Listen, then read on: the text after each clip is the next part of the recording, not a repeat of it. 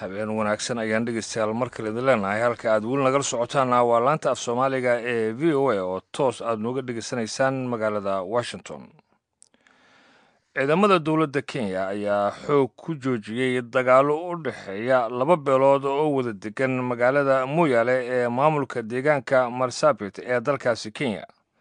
dagaaladaasi ayaa salka waxay ku hayaan natiijada doorashadii dhowaantan ka dhacday dalkaasi kenya, waxaana lagu soo warramayaa in dagaaladani ay barakiciyaan dad badan.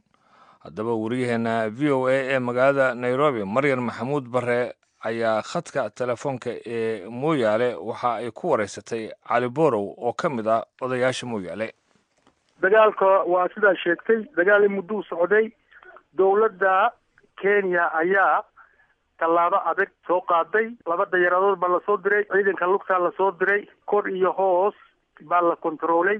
xoogga dowladda kenya ayaa lagu joojiyey dagaalka. marka ciidamada dowladda kenya ayaa xoog u adeegsaday, sidaa darteed ayuu dagaalkii ku joogsaday ayaad ula jeedaa? waa sidaa weeyaan walaal. waa tahay. marka dagaalku wuxuu u dhexeeyey beelo miya mise arrimo siyaasad la xiriira ayuu u dhexeeyey dagaalku? walaashay runta haddaan ku sheego, dagaalku horta qabaa'ilada mooyaga gabra iyo boran ayaa dagaalkaanu oo maaragtay u dhexeeya, balse waxaa gadaal ka riixaya boranta oo la socota niman oo elef la yidhaahdo Ethiopia ku kacsan. markii doorashooyinka gabra ku guuleysatay doorashada gobolka marsabit iyo mooyaale, marka boranta oo doorasho laga badiyey ka xun iyo oo elefti dadkii iyadoo taageeri jiray oo xukunka lagala wareegay ayaa isgarabsaday. dagaalka saasa uu lagu soo qaaday magaalada. arrimo doorashooyinkii la xiriiro la kala badiyuu ku lug lahaa, maadaama aad tiri dadkaas doorashadii ku guuleystay oo aad noo sheegayso gobanarka uu ka mid yahay, marka dagaalka ma lug bay ku lahaayeen? marka lug kuma lahayn. gabanaagu doorashada ku badiyey, wax dagaal oo lug ku lahaa ma jirin. isagu xukunkiisii ayuu maaragtay meel walba gaarsiiye oo dhaadhiciyey. goboladii kalena maaragtay ama districti kale sidii marsabit, lotor, leshamis waa nabad. waa districtka mooyaale oo nin baarlamaana oo kandas la yidhaahdo, roob duuba la yidhaahdo oo borana isagu ka soo baxay ku guuleystay. marka isaga dagaalkan hurinaya mooyaane gabanaagu shaqo kuma laha. taa meel walba ad ka heli kartaa, aad ka hubsan kartaa walaal. barakac haddii ahaan lahayd iyo dad dhintay ama xoolo iyo wax la kala dhacay oo kale haddii ay jiraan, maxaa dagaalkan khasaarihiisa aad noogu soo koobi kartaa intaad ka warhayso adigu?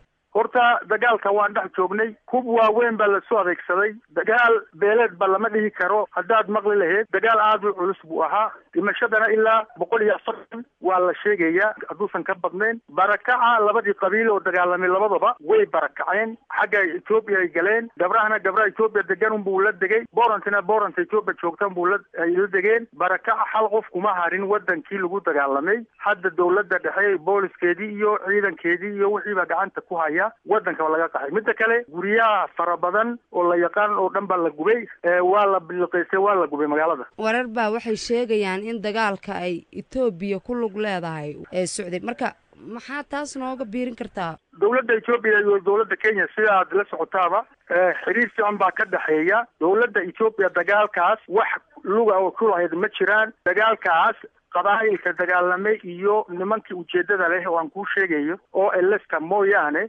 dowladda Ethiopia ciidankeedii maanan arag wax soo gudbay iyo wax toona maan arag. waxba kama jiraan warkaas.